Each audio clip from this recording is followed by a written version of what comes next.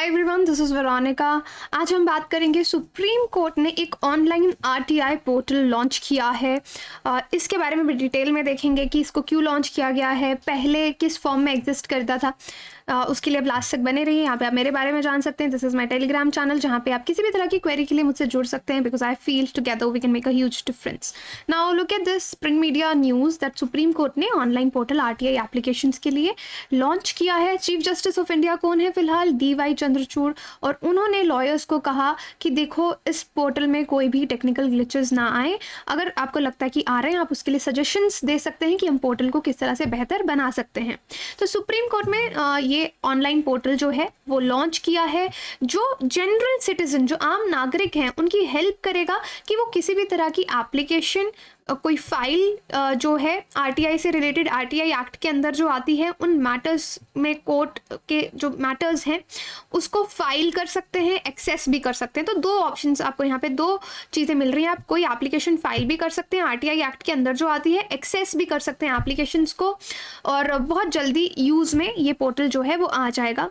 अब ये जो ऑनलाइन पोर्टल है ये तैयार है, 15 मिनट में काम करना शुरू कर देगा। जैसे ही आप इसमें जो भी फाइल एप्लीकेशन लगाएंगे या एक्सेस करना चाहेंगे, तो चंद्रचूड़ जी जो हमारे ऑनरेबल चीफ जस्टिस हैं इंडिया के, उन्होंने कहा कि अगर आपको कोई भी दिक्कत आती है आप मुझसे संपर्क कर सकते हैं।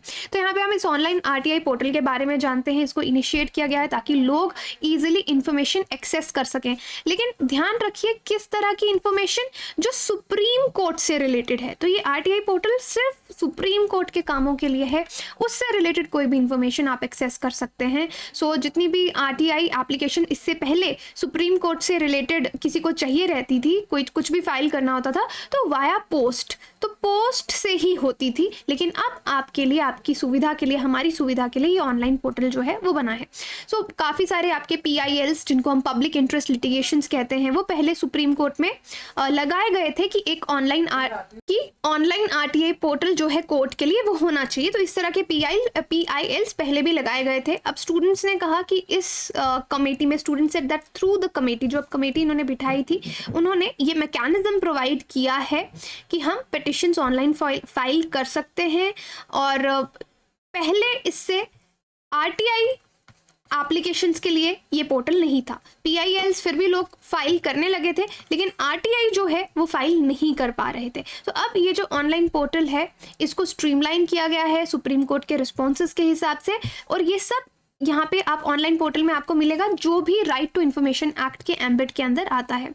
अब देखिए, अगर ये पोर्टल जो है वो वर्क करना शुरू करेगा तो किस तरीके से वर्क करेगा। देखिए, आप इस पोर्टल को एक्सेस कर सकते हैं, ये इसका एड्रेस है।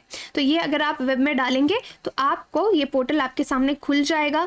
फिर आप आरटीआई जो है वो फाइल कर सकते हैं सुप्रीम कोर्ट के में।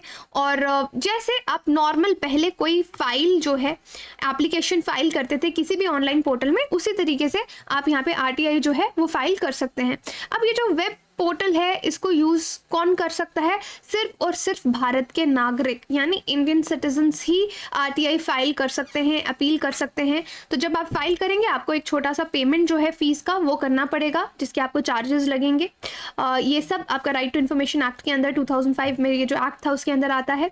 और वेबसाइट में क्लियरली लिखा हुआ है कि कैसे काम करना है, कैसे आपको इन्फॉर्मेशन जो है वो दी जाएगी, और पब्लिक अथॉरिटीज़ से किस तरह का आरटीआई से रिलेटेड आपको इन्फॉर्मेशन लेना है। अब यहाँ पे एक चीज़ बहुत क्लियर है कि आप यहाँ पे आपको जो भी इंफॉर्मेशन चाहिए सुप्रीम कोर्ट से रिलेटेड आप आरटीआई लगा सकते हैं, लेकिन अगर आपको कोई और इन्फॉर्मेशन चाहिए पब्लिक अथॉरिटीज से, तो वो आप जो पहले से सेंट्रल या स्टेट गवर्नमेंट पोर्टल्स हैं वो आपको वही मिलेगी। तो वेबसाइट में ये बहुत क्लियरली लिखा है कि सिर्फ वही लोग जो सुप्रीम कोर्ट के बारे में कोई इन्फॉर्मेशन लेना चाहते हैं वही इस पोर्टल का इस्तेमाल करें। लेकिन अगर आप किसी सेंट्रल और स्टेट गवर्नमेंट के बारे में कुछ जानना चाहते हैं तो वो उनके जो रिस्पेक्टिव पोर्टल्स हैं आपको उसी पे करना पड़ेगा। यहाँ पे आप इसका स्क्रीनशॉट देख सकते हैं। इस तरीके से लॉगिन करना है, साइन अप कर सकते हैं, एडिशनल चार्जेस दे सकते हैं। और कई बार होता है ना कि आपने एप्लीकेशन सबमिट कर दी तो फिर आपके पास एक रजिस्ट्रेशन आईडी आ जाएगी या कोई डायरी नंबर आ जाएगा जनरेट होकर, जो आपकी फ्यूचर रेफरेंसेस के लिए काम आएगा। हो सकता है कि इमीडिएटली रजिस्ट्रेशन नंबर ना आए, तो आपको 24 to 48 आवर्स का वेट करना है। और कई बार क्या होता है कि आप पेमेंट करते हैं, पेमेंट के बाद रजिस्ट्रेशन नंबर नहीं आता, तो आपको दूसरी बार पेमेंट नहीं करनी है, आपको 24 to 48 आवर्स का वेट करना है जब तक कि आपका रजिस्ट्री नंबर जनरेट होता। तो ये सारी गाइडलाइंस वेबसाइट पे बहुत अच्छे से मेंशन की गई हैं कि एप्लीकेंट किस तरीके से अटेम्प्ट कर सकता है और बार बार पेमेंट करने की ज़रूरत आपको नहीं है, राइट। सो दूसरी चीज़ यहाँ पे है राइट टू इन्फॉर्मेशन का हिस्टोरिकल बैकग्राउंड। मैं आपको बता दूं, राइट टू इन्फॉर्मेशन अगर आप देखेंगे कब इसको पावर मिली, Universal Declaration of Human Rights को हमने अडॉप्ट किया 1948 में। यहाँ पे बोला गया कि हर किसी के पास राइट है कि वो कोई भी इंफॉर्मेशन, आइडियाज़, मीडिया या किसी के भी थ्रू वो एक्सेस कर सकता है information. International Covenant on Civil and Political Rights 1966 states, इसमें कहा जाता है कि हर किसी के पास राइट है फ्रीडम ऑफ एक्सप्रेशन का, freedom to seek and impart information, यानी अगर वो किसी को इन्फॉर्मेशन बताना चाहते हैं, लेना चाहते हैं किसी भी तरह की गवर्नमेंट या अथॉरिटीज से रिलेटेड, तो वो ले सकते हैं। तो इसके अंदर आपका आरटीआई लॉ जो है वो इस एम्बेट के अंदर आता है। तो इस आरटीआई एक्ट के ऑब्जेक्टिव क्या हैं कि सिटीजन्स को एम्पावर करना, उनको भी पता चले कि किस जो काम है वो कहाँ तक पहुँचे, किस तरीके से हो रहे हैं, किसी भी तरह का इन्फॉर्मेशन। ट्रांसपेरेंसी और अकाउंटेबिलिटी आरटीआई के अंदर बनी रहती है, करप्शन खत्म होती है और लोगों का पार्टिसिपेशन जो है डेमोक्रेटिक प्रोसेस में वो बना रहता है। तो आरटीआई एक्ट 2005, इसको कब पास किया गया था? 15 जून 2005 में, और इम्प्लीमेंट हुआ 12 अक्टूबर 2005। तो एक लीगल राइट है, आप इसको देख सकते हैं।